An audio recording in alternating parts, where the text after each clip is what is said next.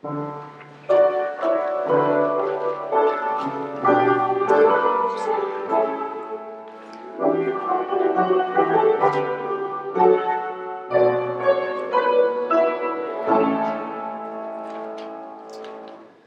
the Gospel is from John 1, verses 43 to 51. Glory to you, O Lord. The next day, Jesus decided to go to Galilee. He found Philip and said to him, "Follow me." Now Philip was from Bethsaida, the city of Andrew and Peter. Philip found Nathanael and said to him, "We have found him about whom Moses in the law and also the prophets wrote, Jesus, the son of Joseph from Nazareth." Nathanael said to him, "Can anything good come out of Nazareth?" Philip said to him, "Come and see." When Jesus saw Nathanael coming toward him, he said of him, Here is truly an Israelite, in whom there is no deceit." Nathanael asked him, "Where did you get to know me?" And Jesus answered, "I saw you under the fig tree before Philip called you." Nathanael replied, "Rabbi, you are the Son of God. You are the King of Israel." And Jesus answered, "Do you believe because I told you that I saw you under the fig tree? You will see greater things than these." And he said to him, "Very truly, I tell you, you will see heaven opened and the angels of God ascending and descending upon the Son of Man." Praise the Lord.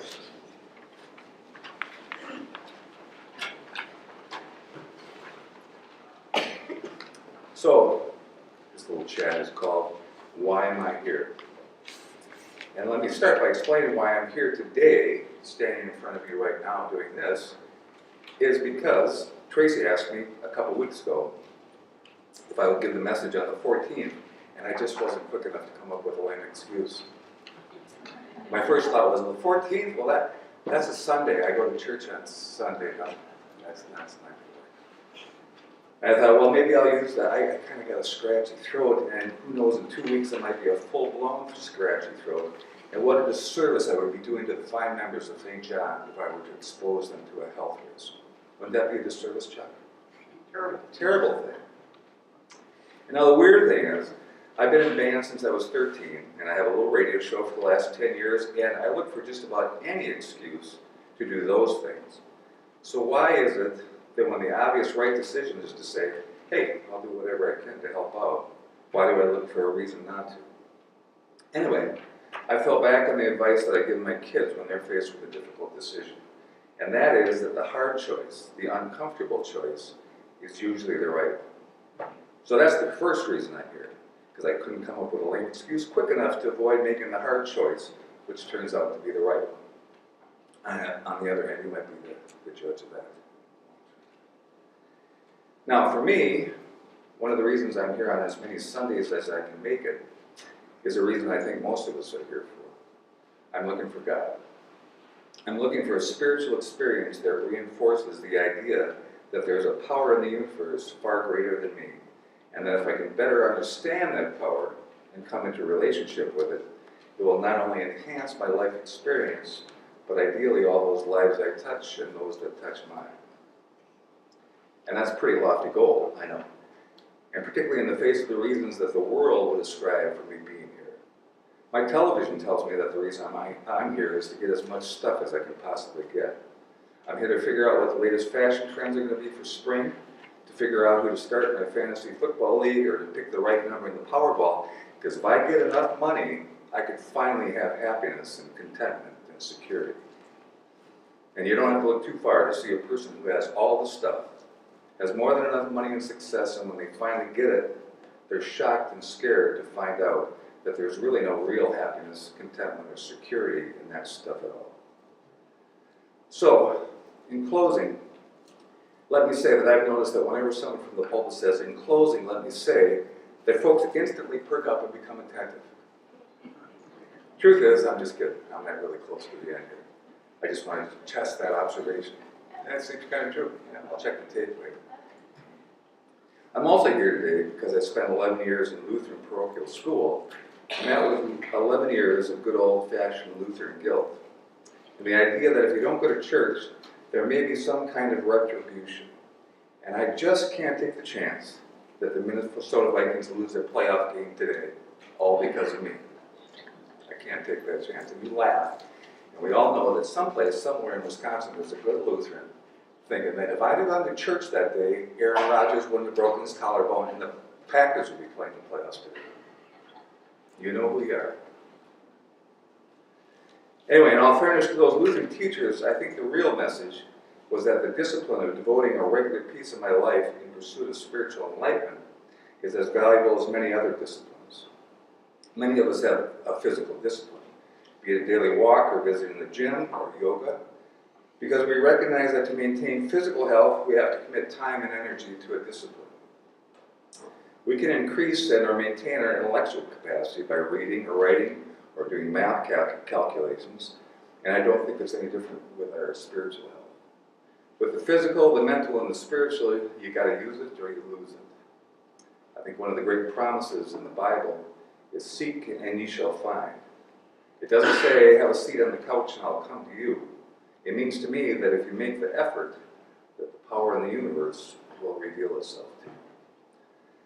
Now there's a story about a lifelong Lutheran who died and went to heaven, as all good, devout, lifelong Lutherans do. Anyway, he died and went to heaven, and he was greeted there at the pearly gates by St. Peter himself. It was just exactly what he expected to be. It was beautiful, it was unbelievable, it was magnificent. Better than anything he could even imagine. And so St. Peter, he let him take it in for a minute. And he said, hey, he says, now just follow me and I'll show you where you're going to be standing. And so he followed Peter and they walked up over this hill. And every hill over the next rise was even more beautiful and spectacular than the last one. Bless you. And so he came up over this one hill and there's this huge city, all built in gold and silver and wood and glass, and it's just magnificent, it's massive. And they just get to the edge of the city, and Peter turns to him and says, okay, listen, he says, we're going to walk around the edge of the city, and as we do, you got to be really quiet, don't make a sound, don't say a word. And he says, yeah, okay, you're St. Peter, I'll do whatever you say. So they walk all the way around the city, it's huge, it takes them quite a while. And they finally get to the edge of it, and as they're heading up a hill over just past it, the guy finally catches up with St. Peter. He says, listen, he says, I was really quiet around it. He says, but I was just curious, we went all the way around that city, and you didn't want me to say a word or make any noise. Why is that? And Peter said, because that's where the Catholics live, and they don't think anybody else is up here. I think that's a true story, too, John. So, I got a feeling that there's more than one avenue to seek or to find. It might be in a Missouri Synod or a Welcome Lutheran Church. It might be at High Mass or in a synagogue, or it could be in the produce aisle at Supervalue. Because one of the lessons of Jesus' life was that he walked among the people. And you didn't necessarily have to go to a temple or a church to find him. He tells us that he might be that person knocking on the door, or on the other end of the phone, or at a fundraiser or a funeral, or stuck in the ditch in the middle of the night. God tells us that we're made in his image, so if that's the case, and if each of us is a glimpse of the power of the universe, and there are 7.5 billion people on the earth, that's a lot of opportunities to seek and find.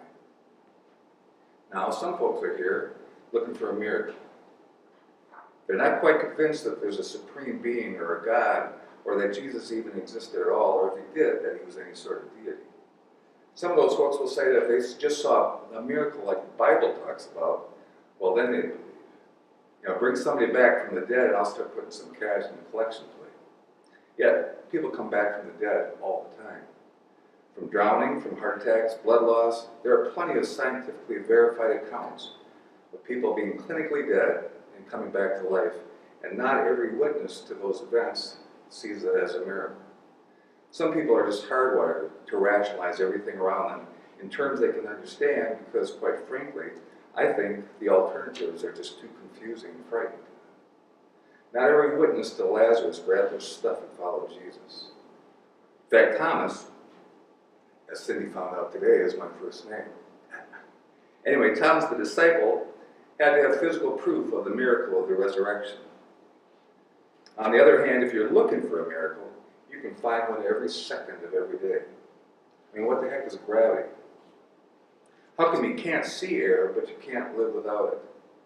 How do those geese and ducks know to head south just before that first winter storm? How can the ground all around us today be rock hard, 6 feet down in January, and 2 months from now a crocus pops up? If you can look at all these miracles, but you just need one more, well then maybe you're always going to need one more. So how about this? If you're feeling like Thomas and you need a physical proof of miracle, you want to come in contact with the mysteries of the universe, put your fingers on your wrist. Try that. Yeah, I still have a pulse. There you go.